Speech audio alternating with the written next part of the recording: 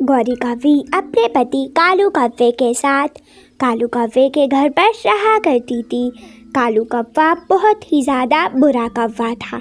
वो हमेशा गौरी कौवी को मारता रहता और उसे गरीबी के ताने दिया करता था, क्योंकि गौरी कौवी एक गरीब घर से शादी करके आई हुई थी, जिस कारण कालू कौवे को वो बिल्कुल भी पसंद नहीं थी और वो उससे हमेशा ही बुरा बर्ताव करता और उसे भोजन भी नहीं दिया करता था।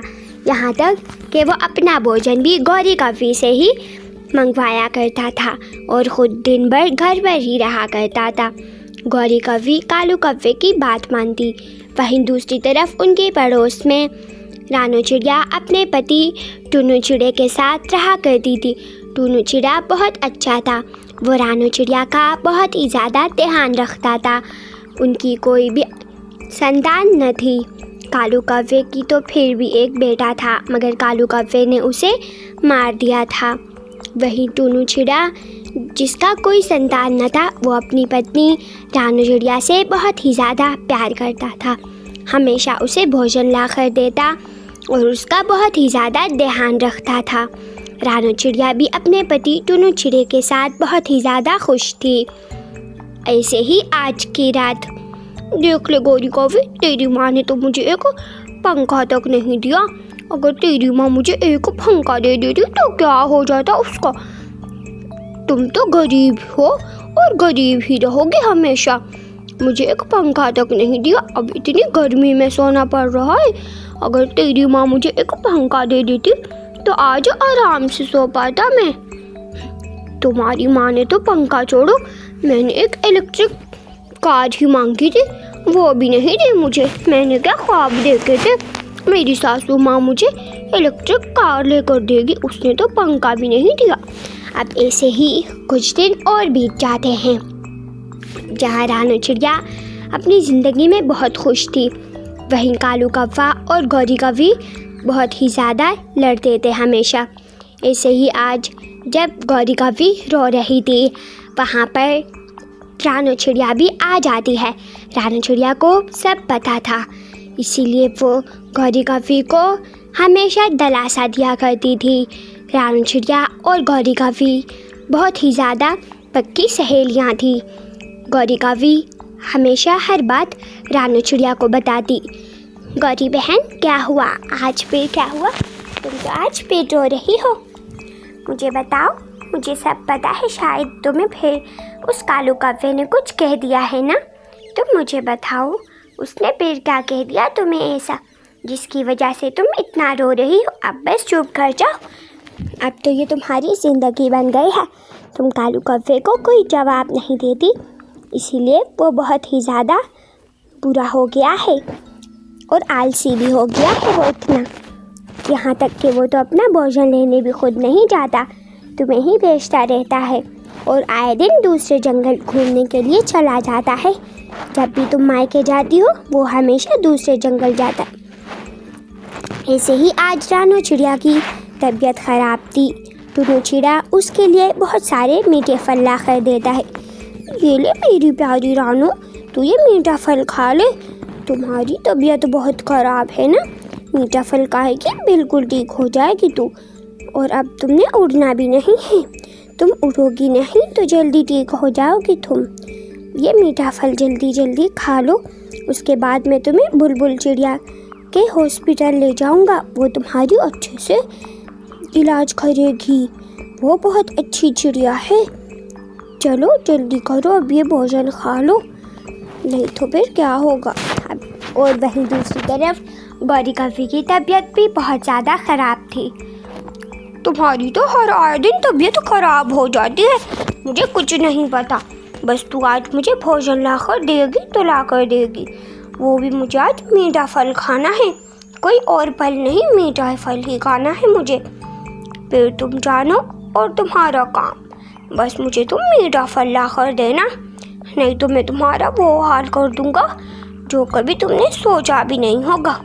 बढ़िया ही बीमार हो तुम, मुझे तो तुम कहीं से भी बीमार नहीं लग रही हो और तू कहती है कि तू बीमार है। अब ऐसे ही बेचारी गौरी कौवी दूसरे जंगल मीठा फल ढूंढने के लिए चली जाती है। मगर बेचारी गौरी कव्वे को कहीं से भी मीठा फल नहीं दिखता। वो उदास मन से मीठा फल ढूंढती रहती है मगर उसे कहीं नहीं मिलता। जब वो घर आती है और ये बात कालू कव्वे से कहती है तो कालू कव्वा उसे लाठी से मारने लगता है। बेचारी गौरी कव्वे बीमार थी, वो कुछ कह नहीं सकती थी मगर कालू कव्वे को उस पर ज़रा भी दया नहीं आती और वो उसे मारता रहता है। अब ऐसे ही कालू कव्वा और गौरी कव्वे ऐसे ही दिन बिता रहे थे। कालू कव्वा गौरी कव्वे पर बहुत ज़्यादा अत्याचार करता। अब ऐसे ही कुछ दिन और बीत जाते हैं। रानू चिड़िया अपने घर पर बहुत ही ज़्यादा खुश थी। वहीं दूसरी तरफ गौरी कव्वे भी घर पर न थी। जब वो घर पर आई तो उसने देखा कि कालू कव्वे ने दूसरी शादी कर ली। वो कालू कव्वे से कहती है, कालू जी ये तुमने क्या कर लिया? ये तुमने दूसरी शादी क्यों कर ली? मुझ में क्या कमी थी और फिर तुम इसे मीठा मीठा फल भी ला कर देते हो।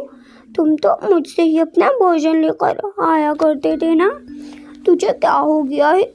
मैं तुझे छोड़ूंगी नहीं। ये तुमने क्या किया कालू जी?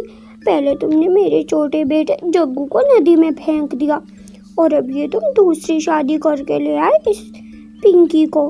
पिंकी तुमने ऐसा क्यों किया? तू इस घर की नौकरानी है, नौकरानी बनकर रहना। मैंने पिंकी से दूसरी शादी कर ली है।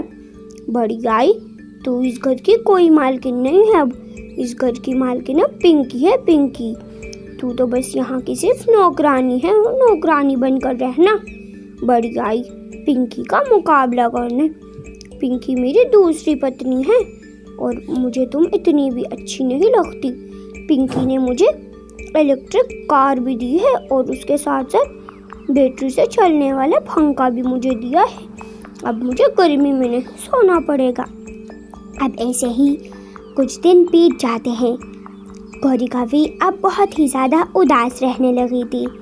वहीं दूसरी तरफ रानू चिड़िया बहुत ज़्यादा बीमार हो जाती है। ये देखो, मैं कहा करता था ना कि तुम बाहर फल लेने मत जाया करो, मगर तुम मेरी बात नहीं मानती थी। देखो अब तुम पड़ गई ना फिर से बीमार। अब तुम्हें मैं कहीं जाने नहीं दूंगा। ये फल खा लो, मैं तब तक तुम्हारे लिए दूसरे जंगल से और भी मीठा फल लेकर आता हूँ ताकि तुम जल्दी से ठीक हो जाओ। फिर हम लोग तुम्हारी माँ के यहाँ भी चलेंगे। जल्दी करो, ये मीठा फल सारा ख़त्म करना है आज। तुमने सुबह से चावल का दाना भी नहीं खाया है। इसे खा लो, तुम्हें थोड़ी सी आराम मिलेगी। अब ऐसे ही कुछ दिन और बीत जाते हैं। जहाँ रानू चिड़िया के घर में सुकून था, वहीं दूसरी तरफ गौरी कव्वे पूरा दिन घर के काम करती रहती। कालू कव्वा हमेशा सोया रहता और पिंकी कव्वे हमेशा मोबाइल देखा करती थी। उनके सामने बड़ा पंखा चलते रहता मगर गौरी कव्वे को पंखे के सामने आने की थोड़ी सी भी इजाज़त ना थी। वो तो अब सिर्फ घर की नौकरानी बनकर रह चुकी थी। पिंकी बहुत ही ज़्यादा आलसी थी, बिल्कुल कालू कव्वे की तरह। अब ऐसे ही बहुत सारे दिन बीत जाते हैं जहाँ गौरी कव्वे सिर्फ घर के काम करती और पिंकी कव्वे पूरा दिन मोबाइल देखती रहती और मुफ्त में भोजन खाती। या तो फिर कालू कव्वा घर पर ही नहीं रहता था और हमेशा रानू चिड़िया के घर पर ही जाता। अब ऐसे ही जहाँ गौरी कव्वे उससे बहुत ज़्यादा परेशान आ जाती है, वो अपना अलग घोंसला बनाती है और उसी में रहने लगती है। अब गौरी कव्वे के ज़िंदगी में थोड़ी सी खुशियाँ आई हुई थी। उसने अपना अलग घोंसला बना लिया था और वहीं पर रहती थी। गौरी कव्वे अब बहुत खुश रहने लगी थी क्योंकि अब ना तो उसकी ज़िंदगी में कालू कव्वा था और ना ही फिर पिंकी कव्वे थी। और वहीं दूसरी तरफ कालू कव्वा भी अब उदास रहता था। गौरी कव्वे उसका बहुत ही ज़्यादा ध्यान रखती, मगर जब से गौरी कव्वे उनके घर से आई थी तो अब उन दोनों में सिर्फ लड़ाइयाँ ही होती रहती। कालू, तूने आज फिर से मुझे मीठा फल लाकर नहीं दिया है। मुझे मीठा फल चाहिए तो बस फिर चाहिए। बड़े आए, और ये जो तुम पंखे के सामने बैठे हो, ये भी मेरा ही पंखा है, ना कि तुम्हारा पंखा है ये। चलो जाओ और मुझे मीठा फल ला दो। तो चुप कर जा, तू बड़ी आई, मेरे घर पर रहती है तू तो। और हाँ, तू चली जा अपने मायके वापस। मैं जा रहा हूँ गौरी कव्वी को लेने। मुझे अब तेरा ये पंखा नहीं चाहिए, ना तो फिर मुझे तू चाहिए। निकल जा यहाँ से इस पंखे को लेकर। चल जल्दी जा मेरे घर से। मैं जा रहा हूँ अपनी पत्नी गौरी कव्वी को लेने।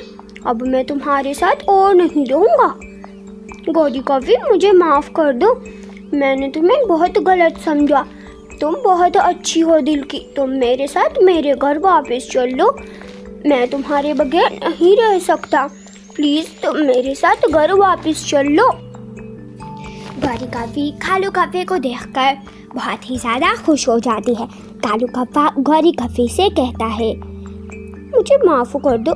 गौरी कव्वी ये सुनकर बहुत ज़्यादा खुश हो जाती है और वो कालू कव्वे से कहती है, मैं तुम्हारे साथ चलने के लिए तैयार हूँ।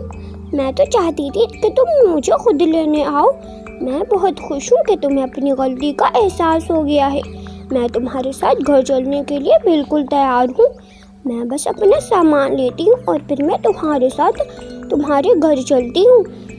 अब ऐसे ही कालू कव्वा गौरी कव्वी को अपने घर लेकर आ जाता है, जहाँ पिंकी कव्वी घर पर बैठी हुई थी। कालू कव्वा कहता है, दरवाज़ा खोल दे